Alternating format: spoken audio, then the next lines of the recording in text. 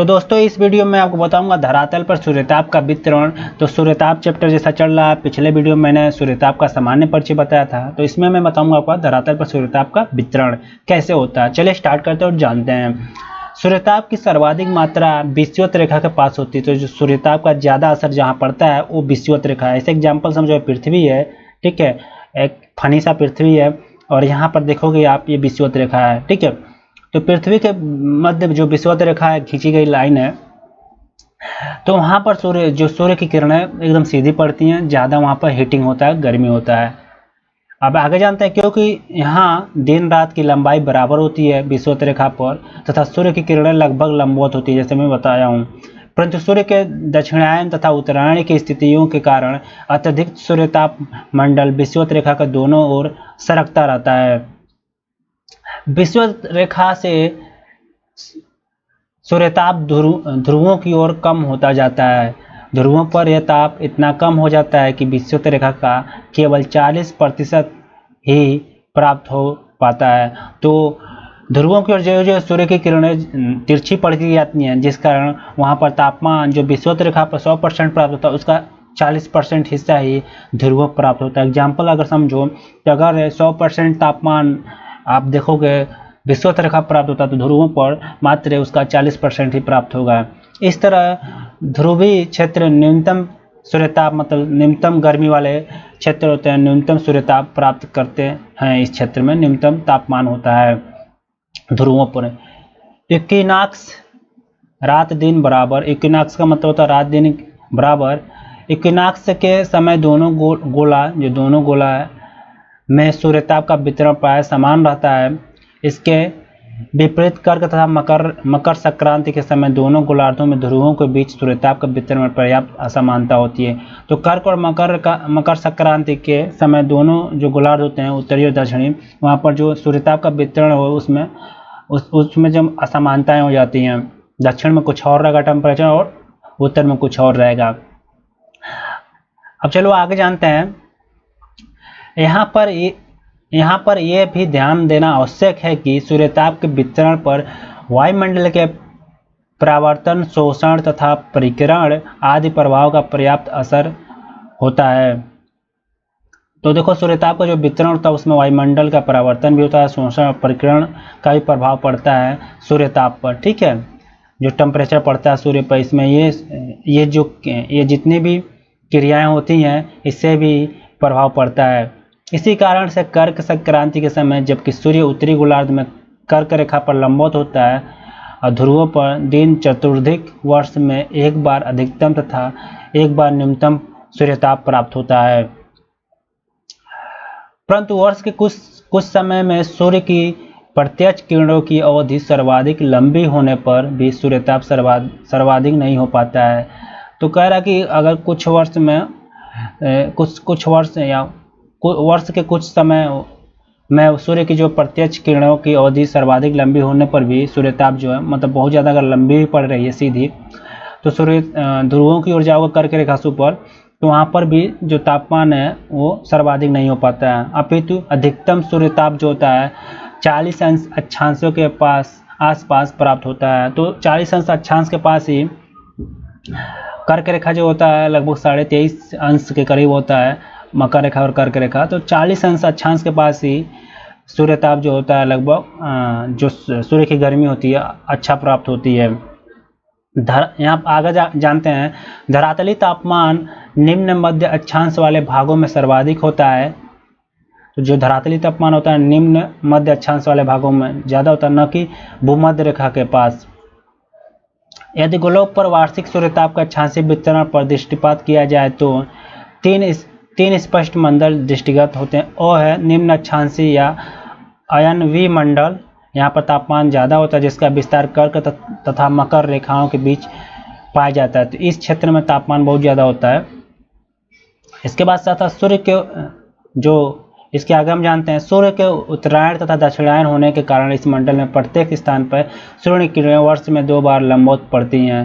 तो प्रत्येक स्थान पर 2 बार लंबवत पड़ती है सूर्य की किरण। दक्षिणायन जब सूर्य होता है, उत्तरायण होता है, जिस कारण प्रत्येक स्थान वर्ष में 2 बार अधिकतम तथा 2 बार न्यूनतम सूर्यताप प्राप्त करता है। इसको छोड़कर यह भाग साल भर ऊंची सूर्यताप प्राप्त करता है तथा ऋतुगत परिवर्तन नगण्य सा होता है। अब वो जो आता है मध्य अक्षांशीय मंडल, तो आपको मैंने बताया पहला जो अक्षांशीय, निम्न अक्षांशीय और मध्य अक्षांशीय जान लेते हैं। मध्य अक्षांशीय मंडल का विस्तार 23 अंश से 66 अंश अक्षांशों के बीच दोनों गोलार्धों में पाया जाता है। इस मंडल के प्रत्येक स्थान पर साल में एक बार अधिकतम तथा एक बार न्यूनतम सूर्यताप कर्क तथा मकर संक्रांति के अनुसार प्राप्त होता है। तो ऐसा मान लो ये ग्लोब है, एक एग्जाम्पल स्वरूप। अब यहाँ पर जीरो अक्षांश से विषुवत रेखा है, ठीक है। अब यहाँ पर कर्क रेखा है, यहाँ पर मकर रेखा है, ठीक है। तो कर्क रेखा ये होगा क से, और ये मकर रेखा यम से हो गया। अब यहाँ से लेकर आप मतलब यहाँ से 23 अंश अक्षांश यहाँ है कर्क रेखा पर, मकर रेखा पर 23 अंश अक्षांश यहाँ लिख दे रहा हूँ, ठीक है। 23 अंश अक्षांश, यहाँ पर भी 23 अंश अक्षांश, ठीक है। अब 0 अंश से ऐसे समझो 23 से मान लो यहाँ 66 अंश अक्षांश आ रहा है, यहाँ पर 66 अंश अक्षांश आ रहा है। अब इन दोनों के बीच में जो इसी को हम इन दोनों के बीच ये देखो यहाँ से यहाँ तक और फिर से यहाँ से यहाँ तक, ठीक है। 23 अंश अक्षांश से 66 अंश अक्षांश के मध्य और उत्तर में और दक्षिण में दोनों गोलार्धों में जो होता है जो ये 23 अंश अक्षांश से 66 अंश के मध्य ही इसको हम मध्य मंडल कहते हैं। और यहाँ पर जो तापमान होता है प्रत्येक स्थान पर वो साल में एक बार अधिकतम तथा एक बार न्यूनतम होता है। यह कब होता है? जब सूर्यताप होता है, ठीक है। न्यूनतम और अधिकतम एक कर्क तथा मकर संक्रांति के अनुसार ही प्राप्त होता है। जब कर्क संक्रांति होता है, मकर संक्रांति होता है। वर्ष के किसी भी समय सूर्यताप अनुपस्थिति नहीं हो पाता है, अतः ये कभी शून्य नहीं हो पाता है। मतलब अगर ये समझो तो 23 अंश से 66 अंश है उत्तरी गोलार्ध और दक्षिणी गोलार्ध में, जिसे मध्य मंडल कहते हैं। यहाँ पर वर्ष में कभी भी सूर्यताप जो है मतलब 9 के बराबर नहीं होता, हमेशा सूर्यताप उपस्थित होता है, कम हो या बेसी हो रहता है। अतः यह कभी शून्य नहीं हो पाता है, परंतु ऋतुगत असमानताएं अधिक हो जाती हैं। अर्थात एग्जाम्पल समझो तो तापमान कम बेसी रहता है, तो इसके कारण ऋतु परिवर्तन होता है। अब 100 है तीसरा जो मंडल है, ध्रुवीय मंडल जिसे कहते हैं। ध्रुवों के अभाव में सूर्यताप शून्य हो जाता है, तो ध्रुवों पर जो सूर्यताप होता है शून्य होता है, ठीक है। तो देखिए 3 मंडल मैंने आपको बताया। पहला था निम्न अक्षांशीय मंडल, यहाँ पर तापमान बहुत ज़्यादा होता है, यहाँ पर जो मौसम परिवर्तन होता है नगण्य होता है। और मध्य मंडल में मौसम परिवर्तन होता रहता है। और ध्रुवीय मंडल जो होता है वहाँ पर जो होता है तापमान 9 के बराबर होता है, ठीक है। तो ये 3 मंडल हो गए। अब तालिका में समझा देता हूँ आपको। पृथ्वी की सतह पर प्राप्त सूर्यताप की मात्रा का वितरण। तो यहाँ पर अक्षांश से ये प्रतिशत में सूर्यताप कैसे प्राप्त होता है। तो देखो 0 अक्षांश पर जो 0 अंश अक्षांश है, 10 अंश अक्षांश है, 20 अंश, 30 अंश, ये उत्तरी दक्षिण दोनों काम करेगा। 40 अंश, 50 अंश, 60 अंश, 70 अंश, 80 अंश, 90 अंश। तो ये पूरा पृथ्वी का 90 अंश अक्षांश हो गया, ठीक है। ये विषुवत रेखा 0 अंश अक्षांश। अब ये नॉर्थ हो गया, ये साउथ हो गया, ठीक है। ये साउथ हो गया, ये नॉर्थ हो गया। अब दोनों अक्षांशों के मध्य, ठीक है, ये दोनों अक्षांश जो है यहाँ पर देखो 0 अंश अक्षांश पर जो तापमान देखोगे ये जो आता है 0 अक्षांश आता है, यह आता है देखोगे आप, जैसे कि मैं आपको बताया यहाँ पर ओ जो मंडल था निम्न अक्षांशीय मंडल, जिसका विस्तार कर्क तथा मकर रेखाओं के बीच पाया जाता है। तो जैसे यहाँ बताया ये 0 अक्षांश से 23.5 अंश उत्तर में, 0 अक्षांश से 23.5 अंश दक्षिण में, ठीक है। कर्क रेखाओं का मध्य, कर्क रेखा और मकर रेखा का मध्य होता है विषुवत रेखा से 0 से उत्तर में जाओगे 23.5, और विषुवत रेखा से 23.5 अंश दक्षिण में आओगे तो ये आपका मिलेगा निम्न अक्षांशीय या अनियम मंडल, ठीक है। तो यहाँ पर तापमान बहुत ज़्यादा होता है, ठीक है। अब जो यहाँ पर जो तापमान देखोगे तो लगभग यहाँ तक जो होता है सूर्यताप की मात्रा, यहाँ देखोगे यहाँ तक लगभग 23.5 इस एरिया तक। जैसे यहाँ समझो ये कर्क रेखा यहाँ पर हो गया, ये हो गया आपका मकर रेखा, तो ये 23.5 अंश हो गया, ये 23.5 अंश हो गया, ठीक है। अब इन दोनों के मध्य, ठीक है, ये देखो कि सिंबल से गुणे के चिन्ह से दर्शा रहा हूँ, इन दोनों के मध्य जो टेम्परेचर होगा लगभग 100%। अब धीरे धीरे जो हम ऊपर और नीचे दक्षिणी और उत्तरी गोलार्ध में बढ़ेंगे तो टेम्परेचर थोड़ा थोड़ा डाउन होगा, लेकिन तब भी उतना ही रहेगा जितना होना चाहिए, ठीक है। तो 100% यहाँ पर सूर्यताप पड़ता है विषुवत रेखा 0 अंश अक्षांश पर। उसके बाद से 10 अंश अक्षांश जब हम आगे बढ़ते हैं तो 99% तापमान बार मिलता है, ठीक है, 99% के करीब। उसके बाद 20 अक्षांश पर जो हम आगे बढ़ते हैं तो 95% मिलता है। और जो हम मध्य मंडल में जाते हैं, मतलब 23 अंश अक्षांश कर्क रेखा या मकर रेखा से उत्तर और दक्षिण में 66 अंश अक्षांश के मध्य जाते हैं तो तापमान में परिवर्तन होता है। तो देखो यहाँ पर जो कर्क रेखा और विषुवत रेखा जो निम्न अंश अक्षांश है, यहाँ पर जो है मौसम परिवर्तन बहुत कम होता है, नगण्य होता है। ठीक है, मध्य मंडल में मौसम परिवर्तन बहुत ज़्यादा होता है क्योंकि यहाँ पर तापमान में गिरावट आने लगती है।